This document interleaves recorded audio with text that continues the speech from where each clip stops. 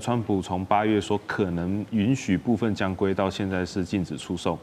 其实对辉达来说有没有伤，我觉得应该多少是会有的。那再加上其实商务部有下指示说，在中国的数据中心是不能用辉达的东西，要用自主研发的东西。那基本上这样子会造成怎么样？中国强迫用自己自主的国产品牌来去做使用。那你今天效能不够，用数量来凑，那久而久之，也许就找出不同的解方。白宫要通知联邦政府的官员啊，说美国是不会准许人工智慧，就是 AI 的晶片大厂辉达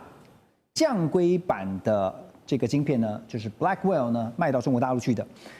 表示说，川普呢已经改变心意了哈，因为他在8月份的时候曾经暗示说有可能哈，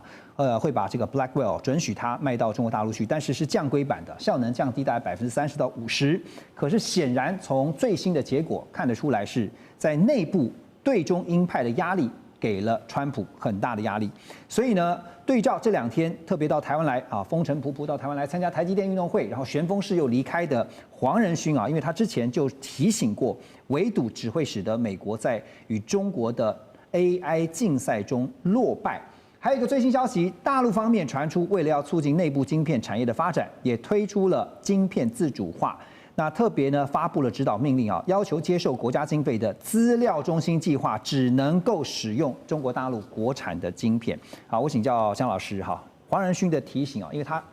我记得他不止一次特别提醒说，川普政府请你们一定要正视一件事情，是一味的围堵。第一个，我没有了市场；第二个，他们的技术不断在突破，那我们要想办法拖慢它的速度，所以请不要围堵。这个部分的话，您的看法？其实说实在，毕竟是商业模式啦，你要有买卖，你才有钱赚。那有钱赚，你才可以去做研发，往下一代走。那目前川普从8月说可能允许部分将归，到现在是禁止出售。其实对辉达来说有没有伤，我觉得应该多少是会有的。那再加上其实商务部有下指示说，在中国的数据中心是不能用辉达的东西，要用自主研发的东西。对。那基本上这样子会造成怎么样？就第一个就是刚提到的，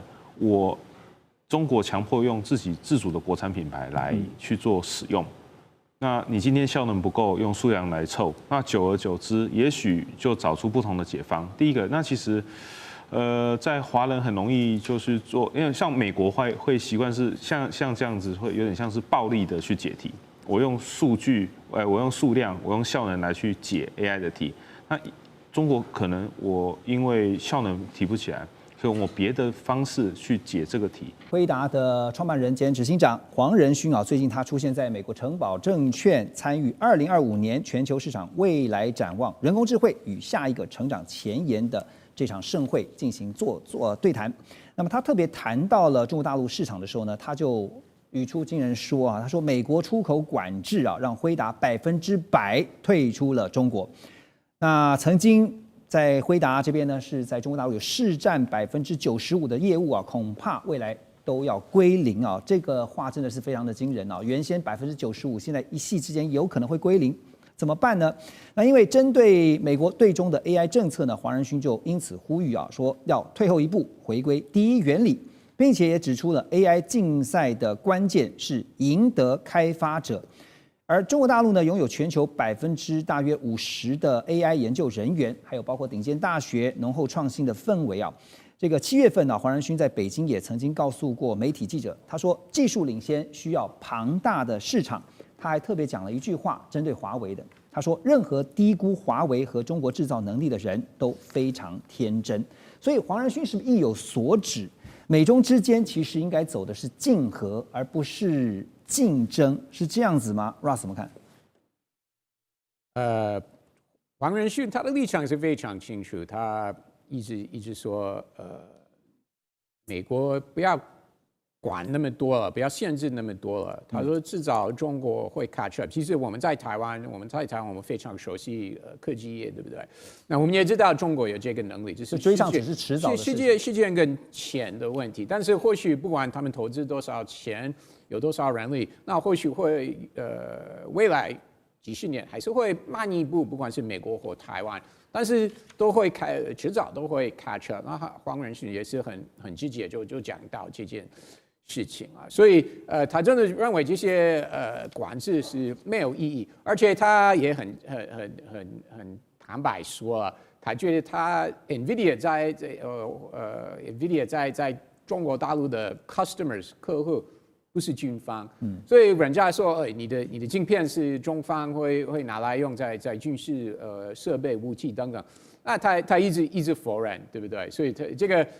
他这个立场不会改变，不管美国或批评者、媒体、学者说什么，国会议员等等，他还是会继续保持这个立场，说，我的 customers 我都是私人企业，不是政府，不是军方。我们曾经在节目当中讨论过黄仁勋啊，认为说他其实是蛮适合当外交官的哈，可是他现在面对是两个非常强的，一个是川普，一个是习近平，他夹在两个人中间之间，你觉得他那个角色要怎么拿捏？Be everybody's friend， 对不对？很明显 ，Be everybody's friend。他的 approach， 他的 style 就是还是跟大家都保持朋友。所以今年我已经忘了他有几次去白宫跟川普见面，而且有公布什么美国大型投资案，NVIDIA 都有加入一些 data center 等等啊。那另外，川普去中东的时候，去沙特阿拉伯，黄仁勋也有参加。对。最近，川普总统的9月份去英国的时候，黄仁勋一样有参加了，也宣布在英国打投资案子，对不对？所以到目前为止啊，他跟川普总统的这个 cooperation 这个配合度是非常到目前为止非常顺畅了，而且很明显，川普希望他，这个很重要。如果川普觉得我跟这个人合不来，那川普总统就不会那么多次邀请他来白宫，但是很明显，川普认为这个人真的是一个非常值得尊重的一个企业家，所以我们也不排除，也许 APEC 他有可能会跟着川普一起去。如果有的话，不会意外啊。好，因为我们讲到的黄仁勋，其实大家就会想到他先前的那个被他被他取代了，就是马斯克哈。可是我们也可以看到，黄仁勋似乎有刻意保持跟川普之间的距离，你觉得为什么？我不会做这个类比了，因为角色完全不一样。因为那个时候，Musk 觉得我要虽然我是X 平台，我是 Tesla、SpaceX 董事长，但是我那个时候为了帮忙我的好朋友川普，那我就愿意几乎是 full time 全职来加入这个 DOGE 这个 Doge， 对不对？所以从1月底到5月初。他几乎都是 full time 全职，都是在白宫做这个政府的改革。那黄仁勋从来没有这样做，对不对？黄仁勋我们都知道，他忙着飞来飞去中国，飞来台湾，参加论坛，接受媒体访问。另外还要去新公司了，跟川普去中东、英国等等。所以他一直以来都是这样，他从来没有 full time 跟川普在一起，对不对？所以这个类比是我不认同了。OK， 其实每个人的考量是不同的哈，因为这个。当然，黄仁勋跟马斯克是不一样的。那当然，对黄仁勋来说，要追求企业获利，追求增加营收是他的主要目标。辉达在中国大陆的营收虽然说已经连续3年下滑了，但是到2024年年底大家算了一下中国与香港合并的收入仍然达到了171亿美元，年增66%，占全球营收的13.1%。蛮多的哦。好，今年7月呢，当然我们知道这个辉达曾经申请 H20晶片出口的许可，但是几经波折呢，中方最后是决定不买，后来还衍生出说要不要再卖这个 B30A， 当然也被卡关了啊。那中方的技术团队靠着庞大的工程师正在协助中国大陆的企业，像是适配同意DeepSeek 这些国产模型，要追赶辉达晶片的效能，而且要挖掘现有硬体潜力的性能。另外讲到这边，特别刚刚老师也讲到人才，聂老师也讲到说，其实华为也挖了很多辉达的优秀的工程师所以中方现在看到他们领先的 AI 公司，比如说刚刚提到的 DeepSeek 还有阿里巴巴、月之暗面这些在训练大语言模型 LM 仍然是重度依赖辉达的 GPU。可是我们必须要说的是，大陆国产的 GPU 什么时候会取代辉达，只是时间的问题，因为这个连黄仁勋都非常的关切在意。黄仁勋也坦白说，他说目前辉达所有的股东都预测假设中国大陆的业务万一变成0的话，但是他仍然对川普的政策调整抱持希望继续向美国政府解释、提供资讯，争取改变。好，争取改变，川普会接受吗？老师怎么看？毕竟以黄仁勋来说，他还是企业家，中国的市场还是很大。我们可以看到，刚刚主持人有提到说，其实中国做了很多的应用。那过去大家觉得可能 DeepSeek 也许是昙花一现，没想到现在中国政府要求他所有的下面的单位要使用 DeepSeek 来做办公。那这样子有一个什么好处或坏处呢？就基本上它有非常多的资料可以训练。那跟台湾比起来的话，或者是跟 OpenAI 比起来的话，它有很多属于自己的资料可以去训练出自己的一套模型。这是第一个。那再来的话，大家想说，是不是因为军工的关系，所以黄仁勋不能卖东西到中国？那其实我觉得，以军工除了军工以外，我觉得最重要的话就是智慧制造。因为你看到他来台湾很多次的发表会，他就是在一开始是秀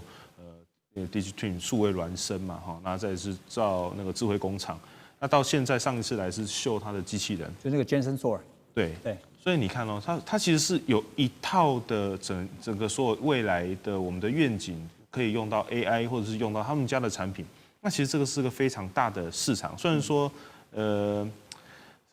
子弹炮弹一响黄金万两，可是说真的，你在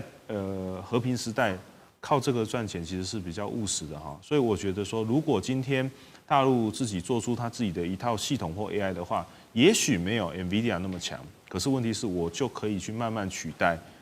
黄仁勋的 NVIDIA。那还有一个部分需要注意的事情是，他们想要去突破，靠什么突破？很大一部分他们是用很多的记忆体跟很多的硬碟。所以你可以看到说，接下来硬碟跟记忆体的股票会大涨。其实最近已经看到 HBM 的相关的股价还包括整个这个市场非常的畅旺啊。美中两强的争霸，未来主战场仍然就会是在科技这一块。不过呢，现在不只是科技里面的晶片。更重要的是人工智能 AI 晶片啊，华为先前喊出了，他们说在3年内希望要追上晶片的巨头辉达。不过呢，最近这个国外研究机构Tech Insight 他们最新的一个拆解报告出炉，告诉大家一个真相。他说他们拆解了华为升腾910C，我记得看到的报道是如此说华为顶级 AI 晶片的核心组件目前仍然高度的依赖台积电、三星还有 SK 海力士的技术跟制造。那这个报告呢，似乎也是想透过这个报道呢，浇华为一盆冷水这个报告当然显示是说，华为在核心组件上面确实存在着短板，而且也暗示了华为在架构设计上的自主性可能还有一段路。好，当然华为呢，当然知道短板是存在的，所以他们才喊出3年追赶那所以这个3年是代表说他们预留一个战略的替代期嘛，这3年好好的想办法猛追上。那所以我要问的问题是，陆老师，您觉得华为说在3年内他们希望能够追上 NVIDIA， 就是辉达他们必须先克服哪些难题？对于华为来讲，这的确是他的一个战略性目标，而且3年追上是相当具有挑战性。但是9月18号，华为的这个副董事长，也是他的轮值董事长徐世金，就在他的全年接大会里2025里面，他大肆宣传他的这个计划。那他主要是有2个策略，一个就是超节点它的 Super Pod 来设计新一代的 AI 晶片；第二个，他用重级的方式，重级就是不断我一个晶片打不赢你，我用两个打不赢你，我用4个，这样一直的加，所以它可以加到15480个升腾系列的 AI 晶片。来共同努力，作为它 AI 算力的基础，因为 AI 算力基础就在这个晶片。那晶片以它目前，它的确是落后辉达只有说它可以做到辉达 NVIDIA H20的部分，它是可以做到，这没有错。但是它还没有办法赶上辉达的这个最先进的 H200、H100这样的一个先进的晶片。那它最主要这次的论点是这样子，他觉得说，为什么以前微软Microsoft 它可以整个 Windows 系统统治了这个电脑，那 Apple 呢用 iOS 统治了整个的手机。他说，重点是在于这个生态系。他说，我们 AI 要建立一个生态系。那辉达利用它的 CUDA、Blackwell， 它现在建立它的生态系，所以我们怎么打不赢它。那这样子，我这个华为，我就把我的开源放出来，我邀请所有的前后链的供应链一起来加入我这个生态系统，我们共同来打这个3年之战，让所有志于想要跟辉达拼的人一起来加入这个战场，来共同跟辉达打一场战。我想他的一个策略应该是这样的，而不是单纯从晶片。如果单纯从晶片，它是绝对没有办法做出像台积电、三星目前这个晶片这个先进的这个制程，这是它第一个困难。第二个困难 ，HBM 啊超高频的这个记忆体，它到目前也是没有办法做完。以中国大陆现有的长芯存储也没有办法做出这个 HBM 这样的一个高速的一个高量的一个记忆体，这都是他需要面对。但是他说我做不到没关系，我就把很多的堆叠起来。他说我可以用一个堆叠，第二个我用网络，我的网络比你强大因为这个讯息还是要透过网络来传输，我用建立更高效的网络来赢你。第三，我还有中国政府的支持，政策支持，所以他用这3个想要跟辉达打一场3年之战。所以这也是我想继续问一下吴老师，就是说，华为喊出说3年内他们想要急起直追辉达当然这个是凸显出了一个就是时间的问题而已，就是说你给我时间，我一定追得上。可是除了时间以外，因为现在美国联合了其他它可以影响的势力范围，去想办法在技术上要卡住中国大陆的半导体，特别是晶片发展。所以技术上要先克服哪些难题呢？您觉得？补充那个刚刚骆老师讲了，9月18号徐志军讲这个华为的权力界大会，他讲得非常长，我也看了，那个资讯量非常非常大。但是我们除了关注他说了什么那些战略目标之外，还要看他没有说什么。其实没有说什么，就是你刚刚问的非常棒的问题。他到底要靠什么技术路径？他定的是目标嘛？那我怎么样达到这个目标？有很多种不同技术路径。这个部分他其实没有讲得那么清楚，当然也没有必要全部都告诉我们。那我们比较关切就是说，你要能够制造出晶片，你能够设计你能够写软体，能够怎么样设计完，你一定要最后能制造出来。那在你这个背板上面，其实有提到几个重要，他自己现在支援的那些晶圆厂。就真正要把晶片制造出来的，这个晶圆厂很重要。这个晶圆厂不但要制造出这个所谓的晶片GPU 或者 AI 晶片，或者你叫 processor whatever，你不管怎么叫它，你要把这个晶片制造出来。另外一个呢，就是刚刚讲的，你说长晶存储 HBM， 不管是2、21或者是3，一直在迭代嘛，它在未来3年能不能做出来？因为要做出这个所谓的 AI 这么大一个 AI 的 data center， 或者我们把它叫 AI 工厂里面除了有晶片，包括 GPU 跟 CPU 之外，也要有高频存储的这个晶片，这2个都是晶片，要能够制造出来。徐志军这个部分没有讲很清楚，但是我认为他其实已经掌握了，有把握了。另外一个呢，每一个这么大的 data center 中间有很多的机柜，有很多的这个刚刚讲从集聚集起来之间要联系，这个联系这一点，这个华为蛮厉害，因为它用电跟光，就我们现在叫细光子或者细光的这种原理能够在中间的传输这个速度跟频宽加得非常快，速度变得非常快，用的不是光电，还要用上光。那这个部分华为其实绝对不比 NVIDIA 差，所以它意思就是说我不是只跟你单独只比这一个晶片 processor，也不是只管这个 memory 的晶片，还包括这个从集聚集到以后中间的联系，这是 communication 或者 interconnection， 这个很厉害所以他把这些部分都能够有把握，他才可以讲3年之后我可以追上你。但他没有讲是我更关心到底是哪些晶圆厂能帮他做呢？那这里面到底是不是已经有 DUV 呢 ？DUV 调制到什么程度，可以做到什么样的这个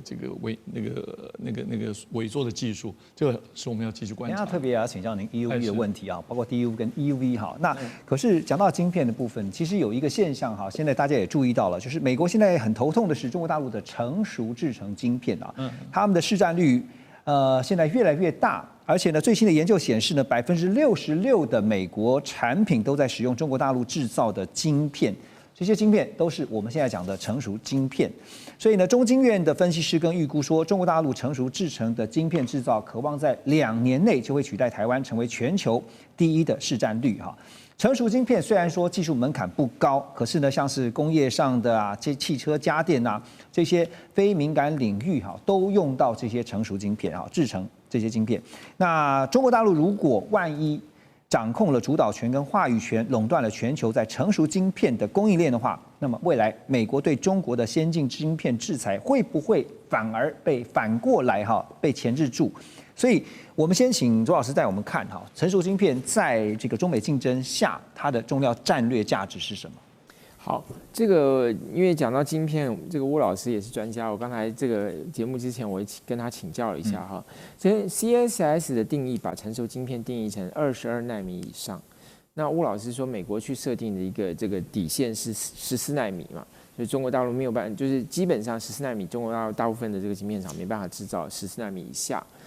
那不管如何，它是一个就是说已经算是就是说，虽然就算你定的那个奈米的尺寸不同哈，但基本它的一个概念就是说，它在这个手机啊，在这个汽车啊，或是说像这个互联网，就叫 Internet of Things 啦，就那这些东西它都是要用成熟晶片，所以绝大多数我们的生活所需的这些晶片是来自成熟晶片，这是第一个。为什么它会比这些先进制程的影响力还要大？因为它的面向非常广泛。对，第二个，现在讲到就是说，未来美国会不会变成完全高度依赖？刚才这个何荣兄提到了66%，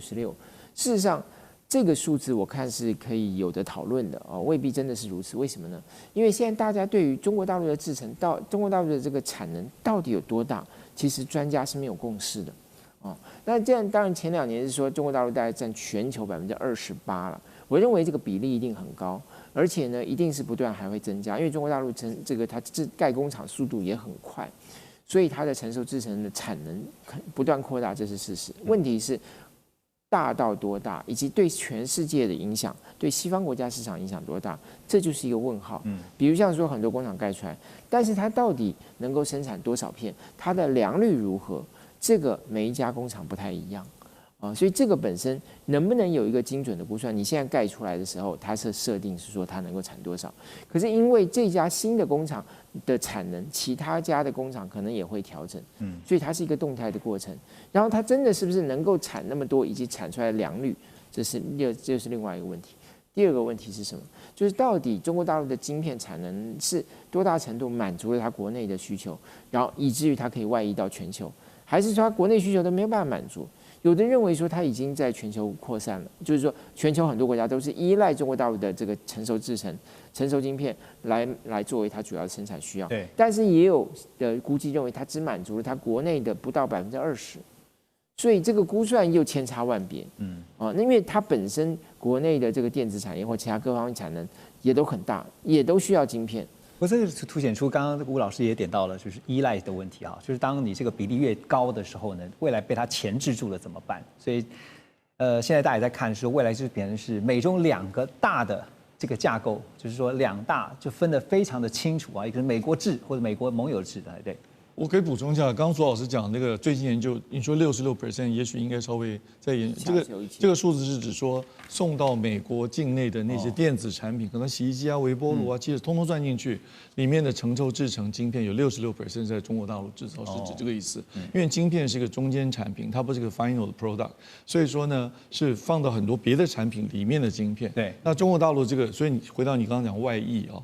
这个就是中国大陆制造全世界各种的 devices， 它放在里面的晶片，它当然会外溢到外面去，是透过这个途径，而不是直接它出口卖到别的国家，你再做这个产品。所以要看你从什么角度去分析这个数字呢？是吴老师，我继续请教你因为刚刚我们讲到的是成熟晶片现在高阶制造这一块因为中国大陆现在被认为说有一个秘密武器，就是他们不断研发，因为他们现在这个。DUV 跟 EUV， 特别是 EUV 被卡嘛，所以呢，有一家公司叫宇亮生科技是成立在2022年，在中国上海浦东新区的这家科技公司，他们最近推出了新款的 DUV 曝光机。那一传出来之后呢，这个虽然说它还没有说办法做到 EUV 啦，但是已经被认定说可以支撑到5奈米的制程这对于中国大陆的半导体产业来讲就是说晶片自主化这件事情，确实是一个很令人这个振奋的一个消息是。那这时候也看到德国蔡司跳出来，他们就说呢 ，DUV 比 EUV 还重要蔡司还说呢，美国的错误制裁让中国大陆成为市场的赢家所以现在在 DUV 的研发突破上面这个您怎么看？就是因为 DUV 是比较，所以 EUV 是更高阶的。目前在 EUV 的研发上，您的了解中国大陆的未来要突破的点是什么？华为在深圳的新凯莱在发展 EUV， 然后华为支持在上海跟上海国资成立这个你刚刚说的这个对宇亮生，它在发展 DUV， 而在今年年初这个 DUV 的原型机已经做出来，送到上海的中芯国际去做调试，这个调试可能我想至少要1年，到现在已经过了大半年了嘛，所以我想可能至少要1年才能做到你刚刚讲说不定努力一下可以做到5奈米，经过各种 double patterning 的方式，就重复曝光的方式。那如果真的能够运作顺利，可以量产这个机器本身，那就能满足中国现在大概有50座晶圆厂都在盖厂。那这个时候，大家都去用同样的技术去往7奈米、5奈米，就刚刚周老师讲所谓的先进制程晶片这个领域去冲，那这个对全世界影响都很大。也能够像刚刚讲的满足中国国内自己的需求，因为光华为的手机就需要非常多的7奈米、5奈米甚至更小、更微缩的晶片，所以要从这个角度讲。这是讯息本身。那回到刚刚讲蔡司说 DUV 比 EUV 重要，蔡司那篇文章我当然早就看了，它是按照全世界的市场来讲。所以如果你美国当初只想控制 EUV 不卖给中国，这好像错了，你应该连 DUV 也要一直限制，因为 DUV 所产生出来的晶片的总数，虽然它是成轴制程，好像没有那么 critical， 可是它的总数量比较大。结果你把这一片市场，因为你没有限制，现在整个中国大陆的 DUV 的总量从 ASML 买去绝对超过1000台，如果加上其他的什么测量机啊、步进机老的，应该超过1500都有了呢。是。那最近去年、前年有大量采购，所以量很大，它就会出现你刚刚讲的，把 DUV 的市场，因为有这么多 DUV 的 ASML 的这些曝光机或者叫光刻机，所以它就占据了这个市场。蔡司主要指的是这个意思。OK。但是我想一开始美国也没有想到。因为这个产业链真的是比较复杂，这整个供应链比较复杂。我觉得拜登那个时代，他的幕僚其实已经做了很缜密的规划，但大概没有办法看到这么远了。那等到这个现象出现，现在已经来不及了。对，因为半导体产业确实分工是非常精密跟非常的细，变化很快。对，光是这个 EUV 啊、DUV 哈，其实你会发现说，中国大陆现在要向全球表达一种态度，就是说，如果今天你卡我，那我实在没有办法了，我也只好自己想办法做出来。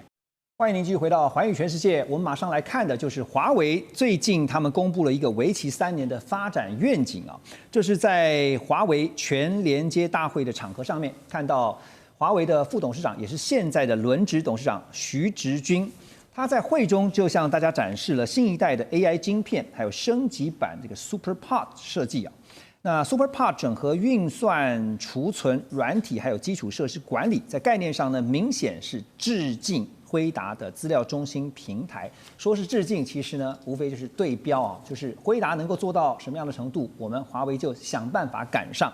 好，这场大会的核心亮点呢，也在于另外一个，就是新亮相的 Unified Bus 这个互联协定。理论上呢，能够把多达15488组的升腾 AI 晶片串联起，变成一个庞大的系统。而华为也宣称呢，这项协定资料传输的速度将比辉达即将推出的 NVLink 144还要快上62倍。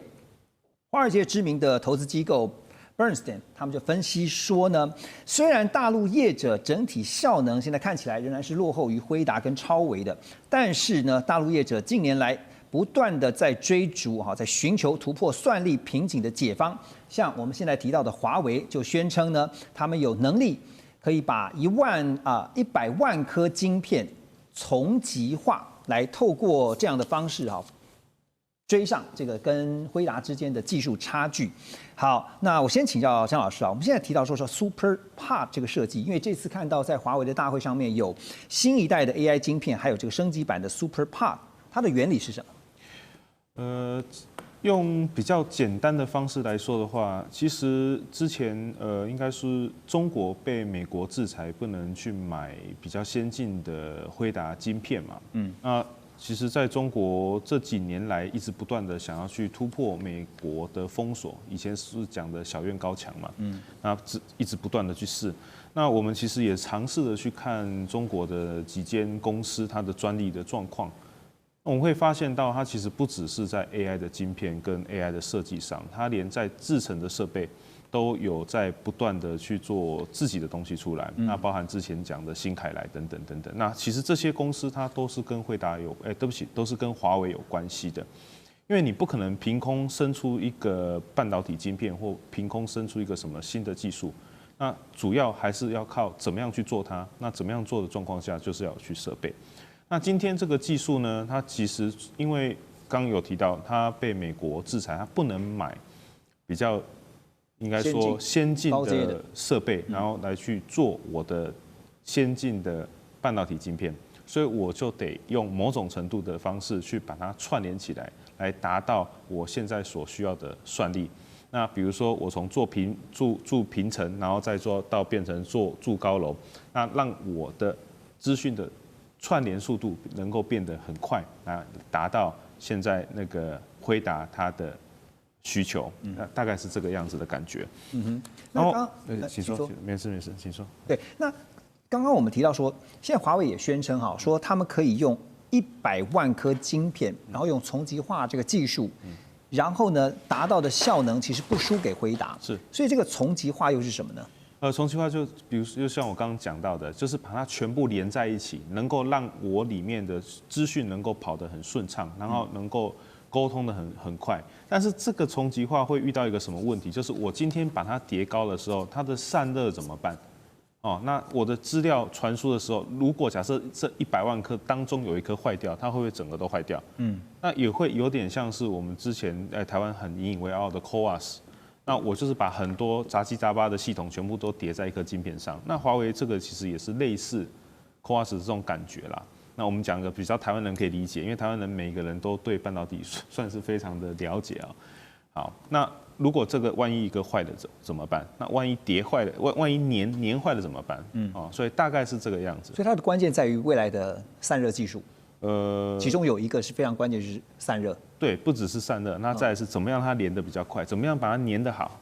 对 ，OK， 都是可能未来需要观察的一个方向。好，其实提到了华为哈，不知道大家有没有注意到，说华为从2020年那时候失去了台积电代工合作的机会之后呢，已经有好几次都没有发布新闻稿，然后呢就直接告诉大家他们出价这个就是说上架新的产品哈。那9月18号，刚刚我们提到的华为全连接大会呢，这次呢更是看到规模比照辉达的新品发表会，也大肆的宣传。而且呢，刚刚我们提到这位徐直军，他也详细的向外界来介绍华为的公司最新技术，而且呢，很高调的发布了未来整个华为的大战略跟大蓝图。好，那所以大使怎么看？因为当华为每一次有这样的一个重要的大会，美方也在看，美方当成观众来说，当然他不可能只是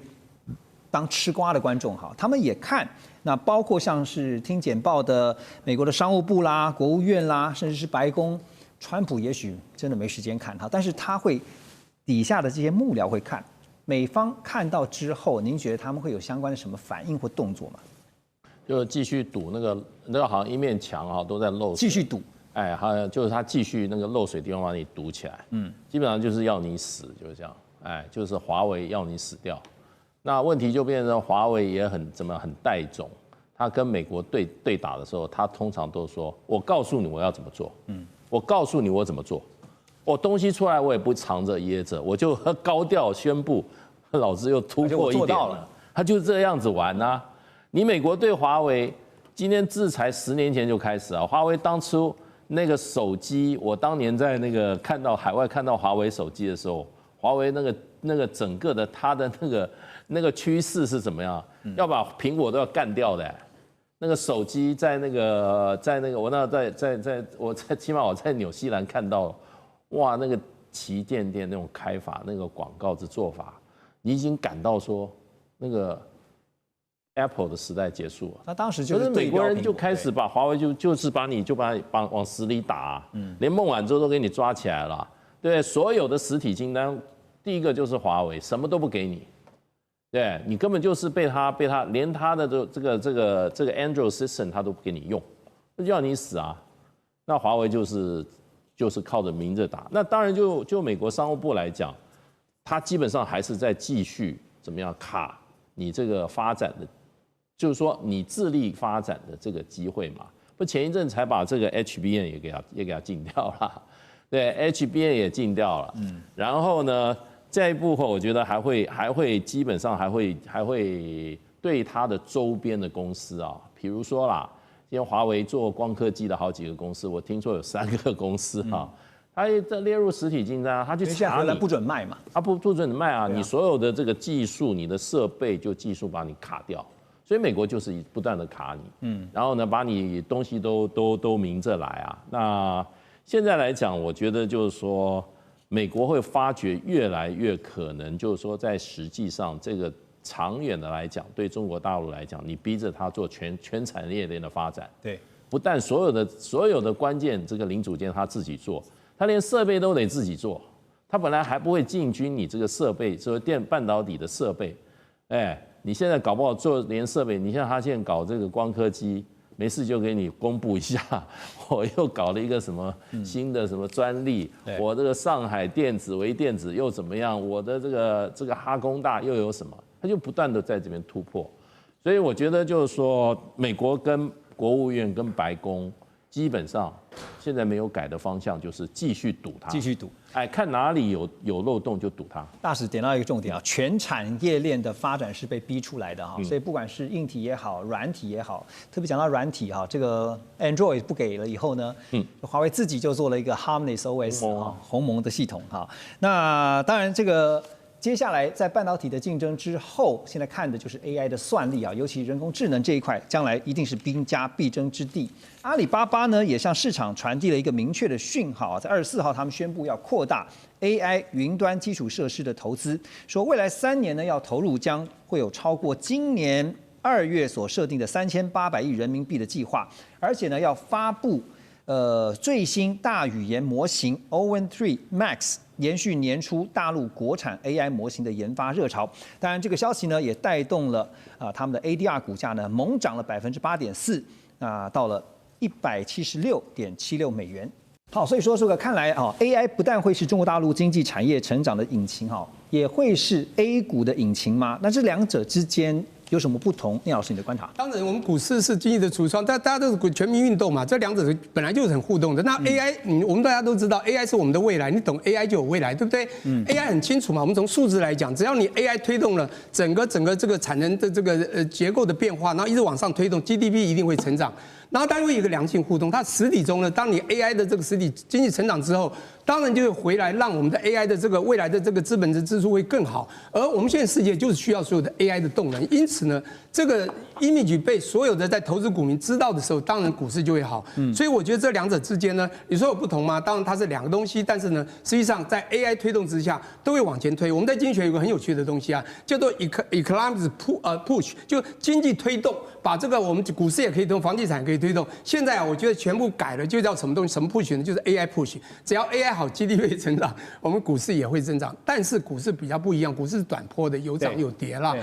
这个我们说股民一定是要抓到所谓的好的时机进场才对。我们讲 timing 嘛，就择时很重要。当然现在择股，大家很多人都已经投向了在跟 AI 相关的股票了。华尔街日报就报道说呢 ，Intel 最近跟台积电开始在接触啊，商讨什么呢？投资生产或合伙相关的事宜。那么 Intel 呢，最近在找这个大客户，而且非常的积极。好，我们拉出一个时间序列哈，来看看他们到底在做些什么。8月份呢，取得了软银挹注20亿美元的资金。那么川普呢，在8月11在白宫跟这个 Intel 的 CEO 啊，执行长陈立武会面，特别又对于陈立武呢表示高度的赞赏哈。先前不是还把他批的这一无是处吗？但是后来表达对他的赞赏。上个礼拜呢。AI 晶片的这个辉达啊，就是他们宣布呢对 Intel 投资50亿美元入股，那么大概是有4%的股权。好，我们要问的是陈立武哈，因为他是财经底的，他是这个做财务投资啊，他包括并购都很厉害的哈。那另外呢，台积电啊，就是现在的魏哲家董事长呢，他是电机工程博士，就一个是财务底，一个是技术底。我想问一下聂老师哈。因为现在大家也在看一个问题，这个财务底的陈立武，他到底找台积电，那跟台积电要合作，他的思维架构怎么看？我觉得财务底、技术底其实是相通的，你懂技术也要懂财务，懂财务也要懂技术，只是你偏哪一块。基本上魏哲家，基本上我把它叫做 academic， 他是学者派。他从耶鲁大学电机毕业以后，他的确有技术，但是他不懂财务，也没办法运作。他必须了解产业的深度。那另外一个叫 practitioner， 就是实践者，就是实务家。那这个人呢，讲不好听是财务底的，他非常厉害。我这样讲好了，这个马来西亚人的华人，他在新加坡长大，他受的教育，他现在刚好65岁，还是走到高龄化的步骤。但我要讲的是，他的路程也非常清楚。他 MIT 当时读的是核工，后来发觉当时的核工已经没有好的未来以后。他就走进去读 MBA， 专门就是走财务这一块。结果呢，他主要就是美国有一个很棒的地方叫矽谷，人只要到矽谷，你只要够 smart， 你就可以怎么样呢？看到一些别人的技术，你要懂技术啊，人家新创技术，人家可投的地方。我跟你讲，这种人我身边非常多，因为我们现在教财务，我以前有点技术，我是工学院转过来的。现在一个重点就是我的学弟这也是 MIT， 跟他性质很像。现在美国教书，那我们常联络。我想这些人他都会到矽谷里面去变成做连续创业家，然后去开了公司再卖。这些人啊都会有相同的特色，这些人很会搞钱，会弄钱。我跟你讲，这些人讲不好听，你讲 VC。我们讲在教学生讲你要进入比较前端搞到投资银行的，你就是比较属于的财务的前卫，你就有办法知道资本市场怎么运作，真的搞到钱、拿到钱，甚至赚到钱。我先讲一下魏哲家，我们讲说他今天怎么会被人家那么肯定？说穿了就是他就是一个非常的在财务真的实践到他成功的一部分。一个人的历史很重要，尤其要有成功的经验、成功的历史。说不好听一点，他在募资的时候呢，你要知道他是要有眼光的，他的眼光看准之后，他的几个大投资都赚到钱。他是一个很重要的叫 Warden 这个 International 的一个很重要的创始人。我只要是创投界都知道了。今天只要 Warden 去投了你这个新创，其他都跟进了。就像在台湾，我要扶持的一些年轻人说，来，你们一定要想办法找到大咖进来，其他钱就会进来。第一个找国家行政院国家开发基金，只要他天使轮基金或怎么样进去，你就会成功。他就是那个叫 Warden 的 International 创始人，而在这个之前呢，他就是人家的所谓的 Warden 的这个 fund 就是基金的合伙人。你要知道，当他走到这个创投之后，他多少的成功的创投的投到好的新创案子，我觉得这个就是这个原因。当然，他有了这样的一个火候之后 ，Intel 他是今年2025年3月10号，他接了 CEO 这个位置。各位知道啊，美国现在要制造业回流，他发现有3大问题：第一，没有人才；第二，没有技术，没有基础建设。但是最强要就是高阶的晶片这种的制程。但他发现有基础建设，就是 Intel。各位想想，上世纪最厉害的哪一家 CPU 是属于谁？全部上面就写着 Intel 5个字。现在那么差了，对不对？但他基础建设在，所以川普一定要想办法把所有东西都灌进去。所以你要搞软银，搞了20亿，找辉达搞50亿，他还要找台积电，也希望台积电投他，因为他现在要突然去训练人才，突然去弄技术，突然弄其他的基础设施，没有办法。没有关系，他扶不起，对不对？找几个大人物把他带起来就可以了。其实英特尔他不是扶不起，是也就是他只是没有在后面太自信，没有追上而已。这就是美国现在要做的。那最后讲的就是陈立武，就是因为他成功的过去的经验，让川普也看到了，所以 CEO 也是看到这一点。我觉得，当然美国现在在运作这一块了，是不是一定能成功，我们还要等着看。好，那提到了这个相关的半导体代工呢，其实有一张图表让大家来看一下啊。其实我们要讲的是说呢，在晶圆代工的部分。真的是全球高度的分工化。比如说呢，晶圆代工呢，当然7成5是中华民国台湾啊，尤其是台积电为主。那当然也因此呢，台积电被称为是护国神山哈。中国大陆在晶圆代工呢占的比率大概是1成左右，美国更是少哈，只有2%左右。那包括 IC 设计，包括晶圆代工，包括还有像是市场材料等等，还有封装测试啊。封装测试其实台湾也是相对来说比例算是比较高的。好，那国际半导体产业协会啊，全球行销长以及台湾区的总裁叫曹世伦。日前呢，他就在这个经济部产业技术司还有中经院共同举办的2025台日科技高峰论坛上，他指出，他特别就点到这个重点，他说全球半导体市场的规模预计在2030年将会突破1兆美元，甚至在2040年渴望达到2兆美元。但他特别强调是半导体产业的未来必须透过全球协作，大家都得合作啊，没有任何一个国家可以独立完成。这真的是点出了一个重点，江老师，我想请教一下，就我们刚刚所提到，像是晶圆代工，你就可以看到，这只是晶圆代工的部分。另外，像是封测也好，像是我们都知道，比如材料是以日本为主，好，那 ASML 就是他们是光刻机，所以全球半导体的分工现况，告诉我们一下。目前来说的话，其实我们整个产业链，我们从最上游来看的话，要先从 IC 设计嘛。那最主要 IC 设计的话，还是以美国为主。那有 IC 设计就有 IC 设计工具，那这全部也是基本上都是在美国人的手上。那在 IC 设计，大概美国占比有71%。那其实大家可能会忽略那个苹果公司它也是 IC 设计公司，AMD 它也是 IC 设计。博通、NVIDIA、高通，它都是 IC 设计公司。那再来就是韩国，在 IC 设计，它其实也占了3%左右哦。然后再来就是下一步就是做到制作，制作的话就是像我们的台积电，刚刚主持人有提到，大概占了75%左右，很大一部分是靠台积电、联电等等在做哦。那再来的话，其实就是中国，其实在晶圆制造的部分其实也开始在迎头赶上了。那主要的话还是着重于在成熟的制程，那再来做完之后要到后面的封装跟测试。那最主要的话，台湾占了50%，那以日月光为主啊。那美国当然也有，那中国也是迎头赶上，大概是在第2名的部分。那刚刚主持人提到设备，那设备最主要的话是以美国、荷兰跟日本为主哦。那其实我们这样听起来好像台湾的形势大好，其实台湾在整个半导体的设备的占比大概只有1% 左右。所以我觉得在政府在投入预算的时候，很大一部分我觉得往设备来去做补助，我觉得会对台湾的市场会有非常大的带动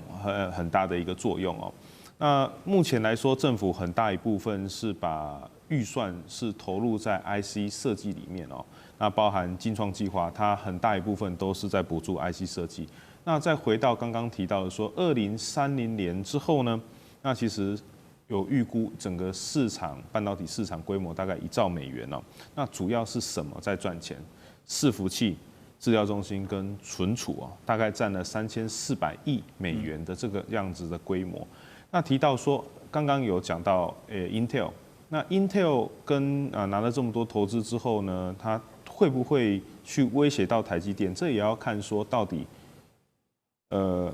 要卖给谁。